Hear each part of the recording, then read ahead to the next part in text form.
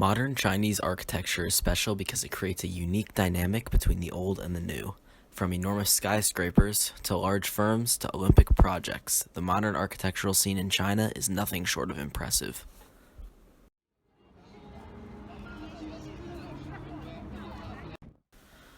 In Beijing, the city that has acted as China's capital since the 1400s, modern architecture mixes with the ancient sites to create really interesting pieces. In the business district of the city, one can find the CCTV headquarters, the CITC Tower, and many other modern skyscrapers. The CCTV headquarters is a 779-foot building consisting of two towers connected by an overhanging connector on top. The building looks like it shouldn't be physically possible, but it defies the odds and remains one of the city's most popular tourist attractions. Behind it, the CITIC Tower looms over the Beijing skyline. At over 1,700 feet tall, the building is the highest in Beijing. It was built to resemble a tripod.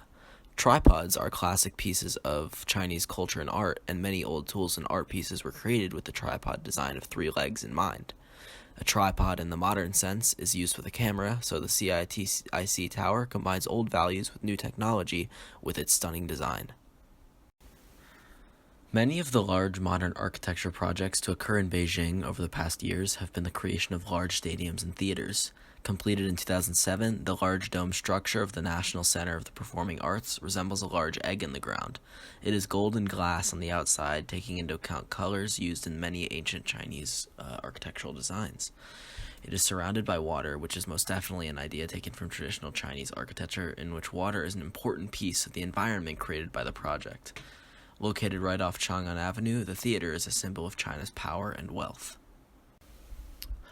One of the largest and most impressive projects that Beijing has faced was the creation of Beijing Olympic Park. Home to the 2008 Olympics, the nation wanted a venue that would showcase the power and strength. The stadium, known as the Bird's Nest, strives to create a balance between the natural world and the modern technological world. The metal framing of the stadium creates a pattern that resembles a large metal bird's nest sitting in the middle of Beijing. With a capacity of 80,000 people, its interwoven facade is both disorganized and organized at the same time. Across from the bird's nest is the National Aquatic Center, otherwise known as the Water Cube. The Water Cube was designed with a metal frame structure that glows blue at night and ripples, creating a flowing water effect that make it look like the actual building is liquid. The rest of the Olympic Park is open to tourists now as a large public area. The walkway is wide and long, making way for the Olympic Village and the sightseeing tower. The tower, which stands 797 feet tall in its tallest ring, is made up of 5 towers that represent one Olympic ring each. One constant throughout the entire movement into modern architecture around the world has been the chase for height. Skyscrapers grow taller with each new one unveiled, and many towers have begun to dominate our city's skylines. In Chinese cities, there is no lack of these tall towers.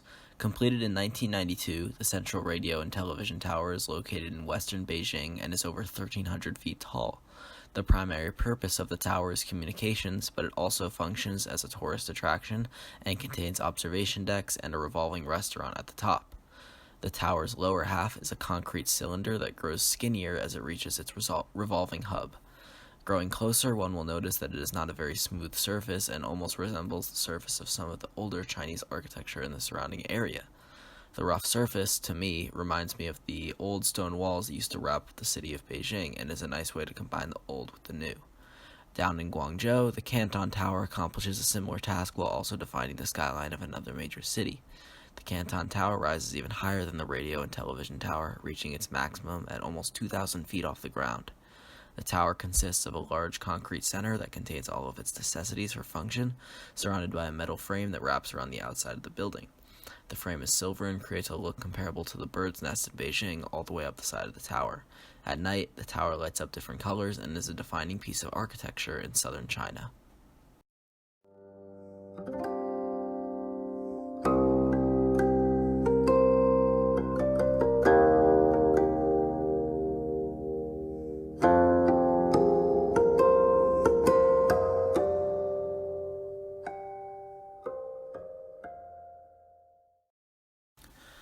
Also located in Guangzhou is the Zhujiang New Town.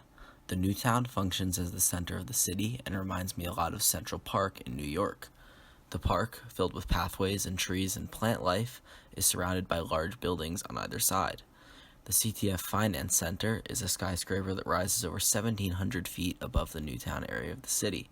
It was completed in 2016 and is now the number 7 tallest building in the world. Across from the CTF Finance Center is the Guangzhou International Finance Center. Slightly smaller than its twin across the park from it, but the IFC is just over 1,400 feet tall and was completed in 2010. It, along with the CTF Tower and the Canton Tower across the water, create a pattern with each other that make for a great skyline view. If you are standing in the Newtown Park looking towards the Pearl River, the Canton Tower fits perfectly in between the two superstructures.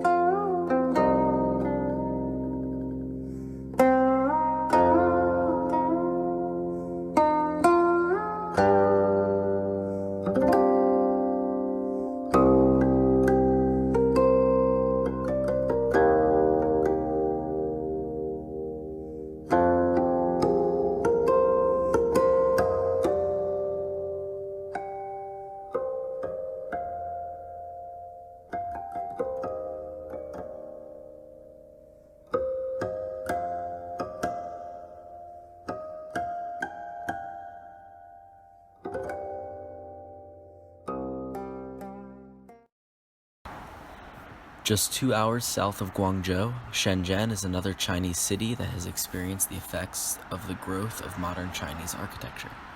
Just 40 years ago, Shenzhen was a small fishing village. However, over the past 40 years, an economic boom mostly caused by the city's proximity to Hong Kong has caused a large modern urban metropolis to be created. In the center of it all is the Shenzhen Civic Center, which is a huge park in the center of the city.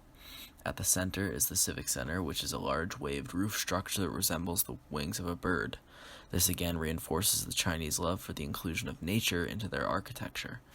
The area also does a good job of keeping with traditional Chinese feng shui.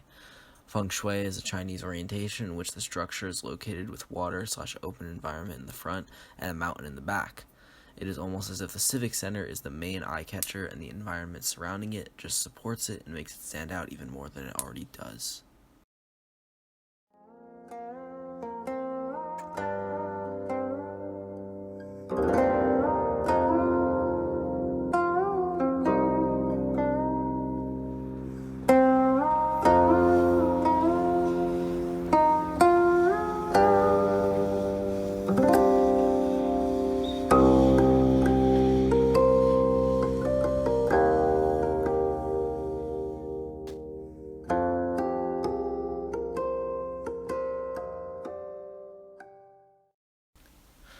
To conclude, Chinese modern architecture is a complex and large concept that cannot be boiled down to one style or building. The movement is immense and still growing, but a few things can be taken away from it by looking at various examples of it. For example, one thing that can be noticed is that the Chinese enjoy celebrating old traditions within their modern architecture, whether it be through the shapes of the buildings or the environments they are found in. This building in downtown Beijing that looks like a modern take on a pagoda is a perfect example of this. The Chinese also like to build big and eye-catching, which seems to be a worldwide theme. With large modern architecture projects like the New World Trade Center in New York and the Burj Khalifa in Dubai, the Chinese are quick to respond and stay in the race for the best modern architecture. Finally, Chinese modern architecture grows at a much faster rate than anywhere else around the world. There is no other country in which multiple cities could have risen to the population that some Chinese cities have for the past few decades. Cities in China are growing at immense rates, and with it comes the construction of more and more modern architecture. Architecture is a thriving field in China because of this, and both small private firms and large public groups benefit from it.